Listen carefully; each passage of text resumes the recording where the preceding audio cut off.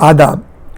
ये तो आप सभी जानते हैं कि नवाबीन अवध को रक़्स, मौसीकी और खुसूसन कथक नृत्य में ख़ास किस्म की दिलचस्पी थी।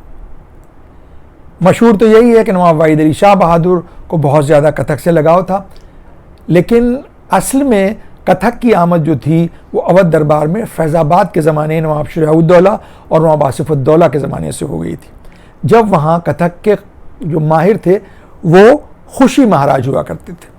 जब दरबार नवाब आसिफ-उद-दौला बहादुर के दौर में लखनऊ मुंतकिल हुआ यानी शिफ्ट हुआ, तब यहाँ पर दो और उस्ताद जो थे वो कथक के आए और जिनको बहुत फ़रोग मिला मोहम्मद अली शाह बहादुर के ज़माने में। वो थे दुर्गा प्रसाद और ठाकुर प्रसाद।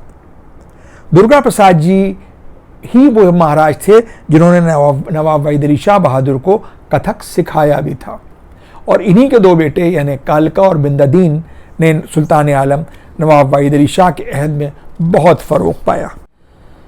सुल्तान आलम नवाब वाहिद अली शाह बहादुर और कालका बिंदादीन के दरमियान वाक़े हुआ एक जो वाक़या है वो बहुत ही दिलचस्प है। मुमकिन है आपने इससे पहले कभी ना सुना हो। हुआ कुछ यूँ था कि एक दिन बादशाह जो थे वो उलमा की सोबत में बैठे हुए थे। कुछ मजहबी मामलात होंगे जिस पर कुछ चर्चा हो रही होगी। इतनी देर में किसी ने आके कहा कि साहब कालका बिंदादीन जो है वो फैज़ बारियाबी चाहते हैं, यानी ऑडियंस चाहते हैं, बादशाह से मुलाकात करना चाहते हैं। बादशाह ने घबरा के देखा कि ये बेवक्त ये दोनों यहाँ पर क्यों आना चाहते हैं। बहरहाल उन्होंने उनको आने की इजाज़त दी। उन्होंने आके झुक के बादशाह को सलाम किया। उसके बाद बहुत एहतराम से जो उलमा बैठे थे उनको भी तस्लीम की, और उसके बाद कहा कि हुजूर मैं आज एक ऐसी चीज़ पेश करना चाहता हूँ कि जिसको देखकर आप यकीनन हैरतज़दा होंगे और आप बहुत खुश भी होंगे। उन्होंने कहा बताओ, लेकिन ये कोई मौका तो है नहीं, मैं उलमा की सोबत में हूँ और तुम लोग डांसर हो, यहाँ पर ऐसी क्या चीज़ पेश करोगे। तो उन्होंने बहुत अदब से कहा कि हुजूर हम कुरान के एटिकेट जो है वो भाव में बताएंगे, किस तरह कुरान पढ़ना चाहिए। बादशाह बड़ी परेशानी में पड़ गए कि यहाँ उलमा बैठे हैं, वो नाराज़ होंगे कि मौसीकी के साथ कुरान के एटिकेट्स का क्या लेना देना। बहरहाल उलमा वो चाहते थे बादशाह के या तो उलमा वहाँ से चले जाएं या ये दोनों डांसर्स चले जाएं। लिहाजा वो उलमा ने कहा कि हम नहीं जाएंगे, हम देख के जाएंगे कि क्या पेश करना चाहते हैं। खैर बाकायदा एक इंतज़ाम किया गया और बिंदादीन या कालका, जबकि बिंदादीन जो थे वो बताना के माहिर थे, यानी भाव देने के, बहुत ज़बरदस्त भाव पेश करने के माहिर थे, शायद वही होंगे। उन्होंने पूरा एक सीन वहाँ पे क्रिएट किया जो हम आपके सामने पेश कर रहे हैं। और जो लोग कथक को जानते हैं वो ज़रा उसका तसव्वुर करें, इमेजिन करें कि क्या भाव रहे होंगे। उन्होंने जेब से एक टोपी ख़ास निकाली और उसको बहुत अदब से पहना, और उसके बाद सीने पे हाथ रखे और एक इमेजिनरी कोई हुजरा, कोई सहनची या कोई दालान उन्होंने क्रिएट किया कि जिसमें वो दाखिल हुए, जिसकी दहलीज को उन्होंने बहुत एहतराम से चूमा। फिर एक इमेजिनरी ताक की तरफ गए जहाँ पर उनके हिसाब से इमेजिन में उनकी इमेजिनेशन में कुरान शरीफ रखा हुआ था। उस ताक को भी उन्होंने छुआ, और उनकी जो चेहरे के जो भाव हैं वो बहुत ही एहतराम से भरे हुए हैं, बहुत ही श्रद्धा वाले हैं। और उसके बाद उन्होंने उस ताक को चूम के उस पर से कुरान शरीफ को उठाया, आंखों से लगाया, सर पे रखा, सीने से लगाया और पलटे, और पलट के महफिल के बीचों बीच में आकर बैठे दोजानू होकर। दोजानू होकर कहते हैं जैसे नमाज में बैठते हैं, घुटनों को जोड़ के बैठते हैं जिस तरह से। ये एहतराम में बैठने की अल्टीमेट पॉस्चरिंग है। ये दरबारों में हमेशा अपनाई जाती थी। यानी बादशाहों के सामने जब कोई बैठता था तो हमेशा दोजानू होकर बैठता था और पहलू तही नहीं करता था। पहलू तही के माने पॉस्चर चेंज नहीं किया जाता था।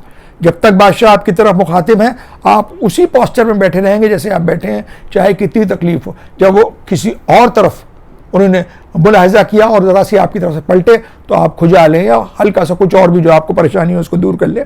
लेकिन जब तक बादशाह आपकी तरफ मुखातिब है आप पहलू तो ही नहीं करेंगे, घुटने जोड़ के दो जानू ही बैठेंगे। और खुदा तो बादशाहों का बादशाह है, तो उसके हुजूर में जब पेश होता है, जब इंसान कुरान शरीफ पढ़ता है तो ये बेसिक एटिकेट्स में है कि उसको दो जानू बैठना चाहिए, बिल्कुल वैसे ही जैसे नमाज में बैठते हैं, पालती मार के नहीं बैठना चाहिए।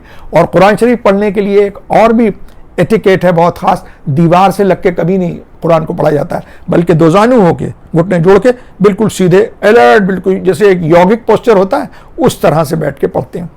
अब उन्होंने क्या किया, उस तरह बैठे दोजानू, और उसके बाद एक इमेजिनरी रेहल रखी है, वो रेहल जिस पर कुरान शरीफ रखा जाता है लकड़ी की रेहल होती है, और उसके बाद उसका जुज़दान खोला। जुज़दान कहते हैं जिस कपड़े में लिपटा हुआ होता है। कुरान में उसका एक गिलाफ होता है, एक कवर होता है जो बाकायदा सिला हुआ होता है, उसमें डोरी होती है, उसको उन्होंने खोला। अब आप ज़रा सोचिए कितना उम्दा भाव होंगे उनके। उन्होंने उस डोरी को खोला, कुरान शरीफ को रखा और उसके बाद कुछ इमेजिनरी तरीके से उसको पढ़ना शुरू किया और उसके बाद उसको चूम के दुआ मांग के और फिर उस किताब को बंद कर दिया, इमेजिनरी जो उनके हाथ में किताब थी। बादशाह ने उलमा की तरफ देखा। उलमा ने कहा नहीं, आपके भाव तो बहुत अच्छे थे लेकिन एक गलती आप कर गए। उन्होंने कहा क्या गलती की हमने? उन्होंने कहा आपने इस किताब को बाईं तरफ से खोला था, जबकि वो इबारत जो दाहिनी तरफ से लिखी जाती है ना, अरबी, फारसी, उर्दू, वो दाहिनी तरफ से खोली जाती है। बादशाह उनके इस प्रेजेंटेशन से बहुत खुश हुए, उनको इनाम और इकराम दिया। मौलवी हजरात का भी कोई एतराज़ उस पर कायम नहीं रहा क्योंकि उसमें मौसीकी या संगीत बिल्कुल नहीं था। वो एक एहतराम का प्रेजेंटेशन था, एक जिसको कहना चाहिए कि एक प्रदर्शन था जो उन्होंने इस तरह से किया था। कालका बिंदादीन की डेवढ़ी लखनऊ में गोलागंज और अमीनाबाद के दरमियान एक रोड है जिसका नाम है ग्वीन रोड। उस पर भैरव जी के मंदिर के मोड़ पर है। ये लोग वहीं रहे और अब वो डेवढ़ी उत्तर प्रदेश की जो हुकूमत है उसने बाकायदा उसको फिर से आबाद किया और रिक्रिएट किया है। उसमें तमाम चीज़ें जो हैं वो डिस्प्ले पर हैं, उनके पहनावे हैं, उनके बर्तन हैं, वगैरह वगैरह। अब आप सोचते होंगे डेवढ़ी तो बादशाहों की महल को कहते थे। अवध में वही जो इंकिसारी की हमने बात की, तो डेवढ़ी कहते हैं असल में महलों को। डेवढ़ी इसलिए भी कहते हैं कि डेवढ़ी जो है वो सबसे बड़ी जो एंट्रेंस होती है किसी महल की, उसको डेवढ़ी कहा जाता है। यानी आने वाले की रसाई जो है सबसे पहले वहीं होती है और आने वाला एक तरह से फरियादी की हैसियत से वहाँ पर आता है। डेवढ़ी सिर्फ अवध में ही नहीं बल्कि हैदराबाद में भी जो रईसों के महल थे उनको डेवढ़ी ही कहते थे। यहीं से चलन हुआ डेवढ़ियों को इज्जत के तौर पर मौलवियों के जो घर होते थे उनको भी डेवढ़ी कहते थे कि फ़लाँ साहब की, गुफराम आप की डेवढ़ी है, नजमुल मिल्लत की डेवढ़ी है, जो बड़े बड़े उलमा थे। और आज भी जो बोरी मुसलमान हैं उनके यहाँ जो उनके जो प्रीस्ट होते हैं, बड़े प्रीस्ट, उनके घरों को डेवढ़ी ही कहा जाता है। कालका बिंदादीन की डेवढ़ी जैसा हमने अर्ज़ किया कि गोलागंज में है, लिहाजा हमारा घर भी वहीं पर है, तो कुछ हम लोगों का भी उनसे साबका पड़ता था। हमने शंभू महाराज को तो नहीं देखा, ना अच्छन महाराज को देखा, बल्कि लच्छू महाराज को बहुत देखा जब वो एक रिटायर्ड लाइफ सी जीने के लिए लखनऊ चले गए थे। फिल्मों में और बम्बई के करियर उनका ख़त्म होने पर था। तो अक्सर वहाँ पर एक भगवती पान वाले की दुकान है, वहाँ पर वो खड़े रहते थे और कभी उनको कोई परन कहते हैं, कुछ जिसको कहते हैं कुछ मात्राएं किस्म की चीज़ होती है कथक में, वो उनको याद आ जाती थी, कहीं भूल ना जाए। तो भगवती से कहते थे कि सिगरेट की पैकेट की पन्नी दो। पन्नी वो होती है, एक तरफ तो सिल्वर फॉयल होती है, दूसरी तरफ सफ़ेद होती है, तो उस पर जल्दी जल्दी वो लिख लिया करते थे। लच्छू महाराज हम लोग के, और ये पूरा घराना जो था वो बिल्कुल हम लोग के एक महल्ले का एक हिस्सा था। अब तो खैर वो चले गए, जब अवध दरबार उजड़ा तो ये सब लोग इधर उधर चले गए। ख़ासतौर से अच्छन महाराज चले गए थे रामपुर के दरबार में और वहाँ उनको बहुत फ़रोग मिला। लच्छू महाराज का बचपन भी रामपुर के दरबार में ही गुजरा। रामपुर अवध के बाद यूपी का वो दरबार था कि जिसमें बहुत ही बड़े बड़े जो फनकार थे, जो डांसर्स थे, म्यूजिशंस थे, उनको संभाल के रखा था और उनको बहुत फ़रोग दिया था। बेगम अख्तर साहिबा भी रामपुर दरबार की ही गुलकारा थी। ये किस्सा खुद कालका बिंदादीन के ख़ानदान के यानी अच्छन महाराज के बेटे बिरजू महाराज साहब ने हमारे दोस्त मरहूम यसा रिजवी को खुद बताया था। यसा रिजवी अवध की तारीख़ के एक बहुत बड़े माहिर थे, जिनके नाम से वो सड़क है।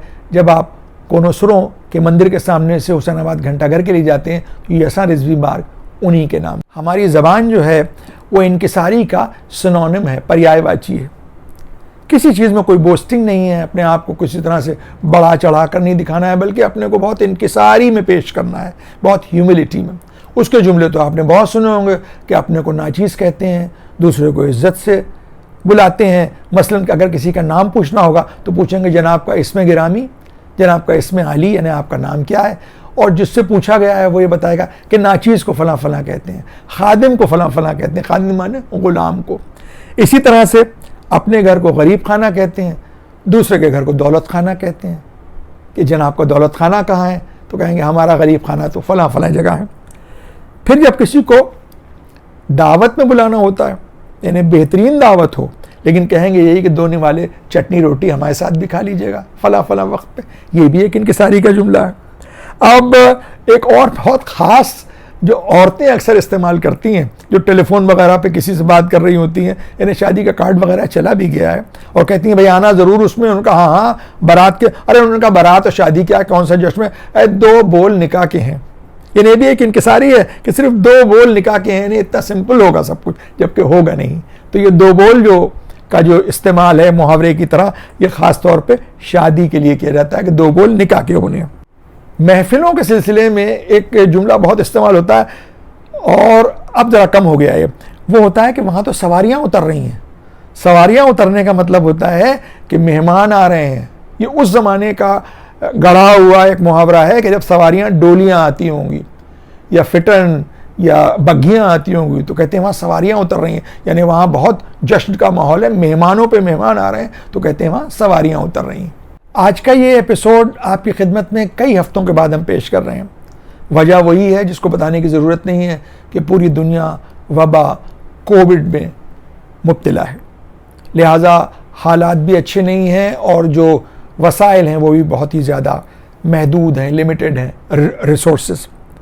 हमारी तो यही दुआ है कि इस वबा से पूरी दुनिया को जल्द से जल्द जो है वो मुक्ति मिले और सब लोग खुशी खुशी उसी तरह रहना शुरू करें जैसे पहले हम कभी रहा करते थे, एक दूसरे से मिलते थे, जुलते थे, आते थे, जाते थे।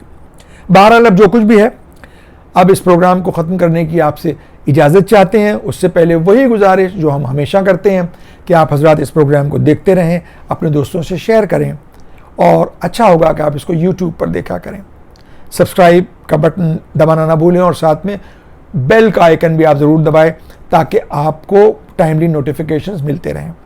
आपके कमेंट्स और रिस्पॉन्सेस का हमें बहुत ही बेसब्री से इंतज़ार रहता है, क्योंकि अगले एपिसोड्स को हम उसी के हिसाब से तरतीब देते हैं। अगली मरतबा आपसे फिर मुलाकात होगी, तब तक के लिए यही सबके लिए दुआ है कि सब महफूज रहें और जो कोविड से मुताल्लिक़ जो गाइडलाइंस हैं, जो एहतियात हैं, उनको आप पूरी जिम्मेदारी से बरतें ताकि ख़ुद भी महफूज रहें और आपके चाहने वाले, आपके दोस्त अहबाब और सब उसी तरह से महफूज रहें। इजाज़त दीजिए, आदाब।